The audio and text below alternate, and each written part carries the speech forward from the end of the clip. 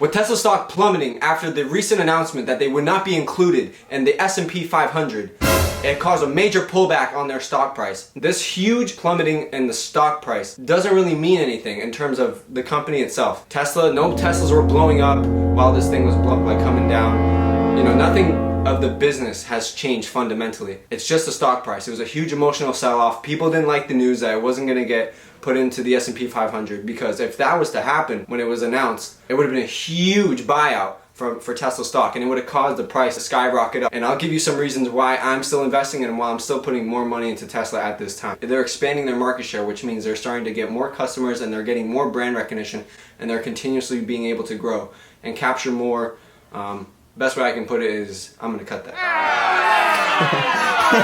Yo, Alex, I just had this idea. During the same quarter, during quarter two, Tesla has generated almost $500 million in free cash flow. And recently, they sold $5 billion worth of their stock that now they can use to build new factories, hire more people, upgrade new facilities, upgrade old facilities, whatever it is. They have added an additional $5 billion to their bank. So that's $5 billion.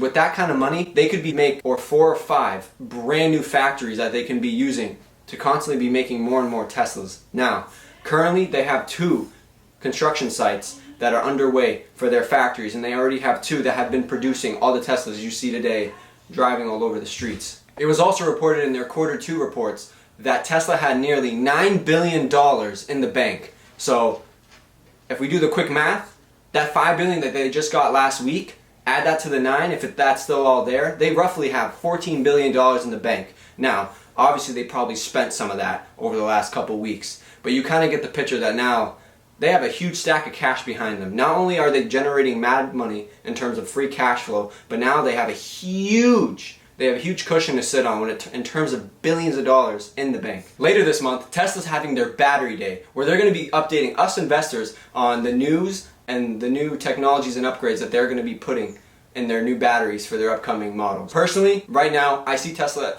as a huge discount right now. In terms of, since I don't know the future, in the next month or 2, it could still go up or down. That I cannot really say for certain that it's going to go up or it's going to go down or it's going to stay the same. All I can say personally is it's at a huge discounted price right now. And I'm still buying and I'm still adding more to my position. This is a long-term play for me, that in the next 10 years, a price that we see today is going to be a huge discount to what it's going to be 5 to 10 years from now. Let's talk about solar. Unlike the robo-taxis that we've discussed before, Tesla solar is a real thing. Tesla has actually been implementing solar panels all around the US, but have primarily been doing it in areas like England and Australia. Here's a happy customer that's going to tell you a little bit about his experience when it comes to Tesla solar and the Tesla Powerwall.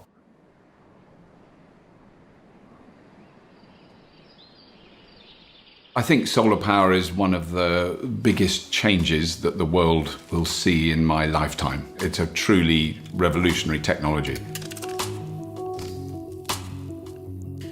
I've had solar panels on the roof of my house for 7 years, and just recently I've upgraded it and fitted a Tesla Powerwall. So even if the battery's completely flat, by the time I'm up and around with the dogs, it's got probably 3, 4, 5%. And that's enough, interestingly, to boil a kettle and put on the toaster. On a sunny day, mid-morning, it's at 50%.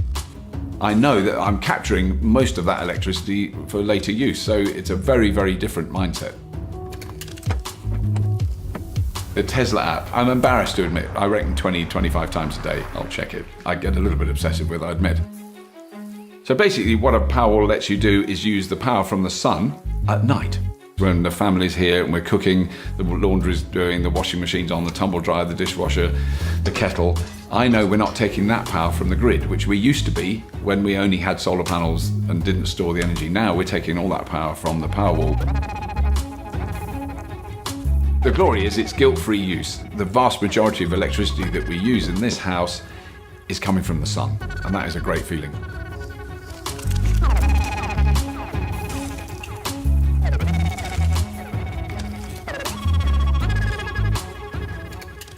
Tesla's competitive advantage is not only are they going to continuously be cutting costs on the production and manufacturing of solar panels. But they also have a huge edge when it comes to pricing because they have promised a price match guarantee, basically making them the cheapest place to get your solar panels from and installed, which leaves no room for competition. Here's a quick video on how the solar panel app works and how you would be able to interact with it if you owned Tesla Solar.